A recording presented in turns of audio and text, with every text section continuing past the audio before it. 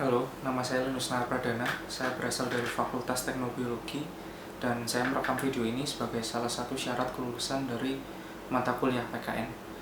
Dan sayangnya pada malam hari ini topik yang harus kita bicarakan adalah seputar pandemi Corona yang COVID-19 yang saat ini terjadi di Indonesia. Hingga pukul setengah 12 malam ini kira-kira 1114 orang sudah positif corona, sementara sekitar mungkin 100 lebih orang sudah meninggal dunia. Dan kita tepatnya bukan bersyukur, tapi kita juga patut waspada bahwa di negara lain, contohnya seperti di Amerika Serikat, sekarang kasus positifnya paling tinggi di dunia, dan di Italia kasus kematiannya sudah tembus 10.000 orang, dimana di sana ring ice skating dirubah menjadi kamar mayat darurat, dan yang bekerja 24 jam itu bukan hanya dokter dan suster, tapi juga pekerja kamar mayat dan juga pekerja krematorium untuk mengistirahatkan jenazah-jenazah tersebut yang perlu penanganan khusus. Tugas ini menuntut kita untuk menentukan suatu langkah sosial untuk membantu keadaan masyarakat saat ini. Yang perlu kita lakukan dan harus kita lakukan dan mungkin sedang kita lakukan saat ini adalah melakukan social distancing, yaitu kita harus menjaga jarak dengan orang lain supaya menurunkan kemungkinan penularan virus dari satu orang ke orang lain. Dan ini sebenarnya kalau Anda melakukan social distancing, Anda sudah menjadi agen perubahan. Anda sudah membantu pemerintah, Anda sudah membantu tenaga medis untuk menghentikan penyebaran epidemi dari COVID-19. Dan Anda tidak seharusnya bangga kalau misalkan beberapa hari yang lalu saya masih lihat di Instagram ada yang jalan-jalan di TP, di Galaxy Mall, dengan di Snapgram bahwa mallnya sepi, dan kalian malah bangga dengan hal itu. Kalian seharusnya merasa malu dengan diri kalian, dan kalian melakukan itu tanpa kalian sadari kalian sudah menjadi agen penyebaran virus corona tanpa kalian sadari. Ya semoga kalian masih sehat-sehat saja sekarang, tapi tolong hentikan hal tersebut karena itu malah akan membuat masalah menjadi lebih runyam. Sebenarnya ada langkah sosial lain yang bisa kita lakukan yang turut berperan aktif dalam upaya masyarakat dan upaya pemerintah dan tenaga medis untuk mencegah supaya virus corona ini tidak semakin menyebar. Hampir semua toko online, hampir semua moda transportasi online sekarang melalui app mereka membuka donasi. Kalau Anda memang punya rezeki yang lebih, Anda bisa berkontribusi lewat situ. Kalian bisa kontribusi lewat situ. Dana ini akan digunakan untuk membeli peralatan-peralatan medis, untuk memberi test kit dari corona dan lain sebagainya, membeli APD yang sekarang banyak perawat, banyak dokter yang tidak pakai. Kita tidak mau kasus seperti di luar negeri di mana dokter harus memilih pasien mana yang harus dapat respirator atau alat bantu nafas, siapa yang tidak. Istilahnya dokternya memilih siapa yang boleh bernafas, siapa yang tidak, karena kurangnya respirator. Mumpung kasus di Indonesia masih, kalau dibandingkan negara lain mungkin tidak bisa dibilang rendah, tapi bukan sesuatu yang sangat tinggi juga, kita tidak boleh kecolongan. Kita harus bisa berperan aktif. Lewat situ kita juga bisa berperan, kita bisa menyalurkan dana kita. Apalagi yang bisa kita lakukan? Berhentilah hoarding. Hoarding atau menimbun tanpa kita sadari. Mungkin dalam beberapa minggu ini kalian sudah panik buying, kalian memborong semua makanan yang ada di depan kalian, kalian memborong semua perlengkapan yang ada di depan kalian, walaupun kalian punya duit. Tapi di sini kalian juga harus berpikir tentang greater good. Kebaikan bersama. Orang lain juga butuh makan, dan dalam kondisi yang mungkin nanti akan terjadi lockdown, apa yang terjadi jika orang-orang ini tidak punya makanan karena semuanya sudah kalian borong? Padahal mungkin kalian itu cuma di rumah cuma berdua, cuma bertiga, atau malah kalian cuma sendirian di kos-kosan saat ini, dan kalian membeli 20 kg beras. Untuk apa? Berpikirlah untuk kebaikan bersama.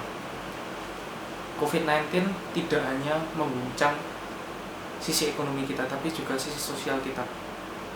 Karena pada saat seperti ini justru yang membunuh kadang bukan virus itu sendiri, tapi membunuh adalah sikap kita terhadap sesama kita, terhadap sesama orang Indonesia, dimana kita hoarding tidak hanya bahan makanan, masker.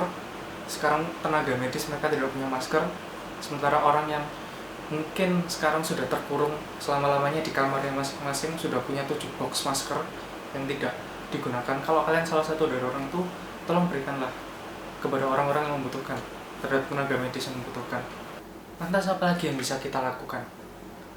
Kita sebagai mahasiswa yang punya kesempatan untuk mengenyam pendidikan yang lebih tinggi dari sebagian masyarakat Indonesia, kita adalah segelintir orang yang punya kesempatan yang luar biasa untuk mengenyam pendidikan tinggi. Kita harus mengambil peranan aktif dengan cara apa? Edukasi. Kita punya ilmu yang lebih, kita harus sharing tentang itu. Tadi kita sudah social distancing, kita mungkin kalau kita punya rezeki yang lebih kita bisa donasi. Lalu kalau kalian tidak bisa melakukan ini, edukasi kepada masyarakat. Dan yang saya maksud masyarakat apa? Orang di sekitar kita, orang tua, teman kos misalkan, dan lain sebagainya. Dengan ini kita bisa ikut untuk menenangkan, setidaknya kita bisa memberikan gambaran luas kepada masyarakat di sekitar kita apa yang sebenarnya terjadi di dunia luar, karena kita mampu, karena kita punya akses informasi tersebut. Jangan kita sebagai mahasiswa justru menyebarkan hoax kemana-mana, ini yang tidak benar. Dan di tugas yang diberikan kepada kita, kita diminta untuk merancang suatu kegiatan sosial tertentu, dan sayang sekali ketika kita sudah melihat perkembangan pada hari ini, nampaknya hal seperti itu tidak mungkin. Bahkan bagi mahasiswa kedokteran pun, saya tidak yakin kalian bisa berpartisipasi langsung, ikut terjun ke rumah sakit untuk menangani pasien, karena itu tidak mungkin terjadi.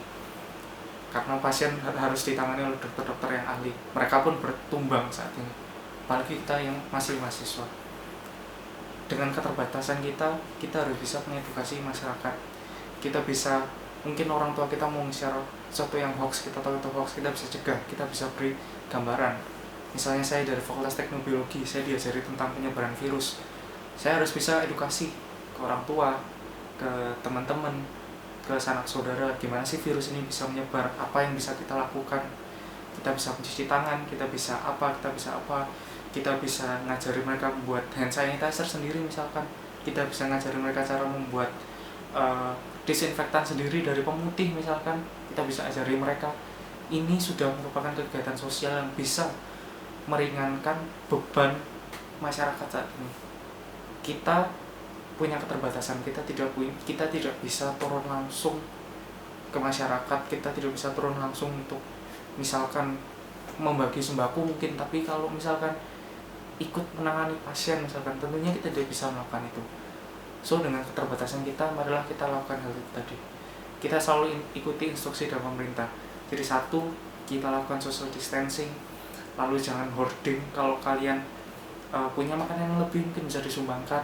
Misalkan kalau kalian cuma sendirian di kos, kalian tidak perlu membeli 20 kg beras, kalian tidak butuh 10 liter air di kamar kos kalian.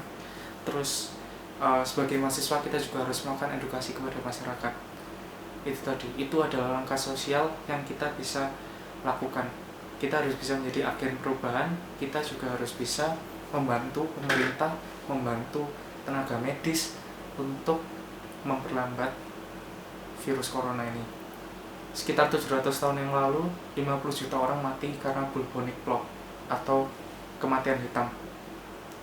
Saat ini kasusnya masih 700.000 orang. Kita tidak tahu sampai mana kasus ini akan berjalan. Tapi dari pengalaman 700 tahun yang lalu, di mana saat itu alkohol aja kita tidak tahu, buktinya manusia tetap bisa eksis, manusia tetap bisa maju sampai sekarang. Bahkan Eropa itu, kematian hitam itu terjadi di Eropa, 50 juta orang mati, sekarang Eropa bisa jadi negara maju. Itu adalah bukti bahwa manusia sebagai makhluk hidup yang diberi kecerdasan oleh Tuhan bisa bertahan pada kondisi seperti ini, bisa bertahan dan harus bertahan. Sekian dari video saya, terima kasih.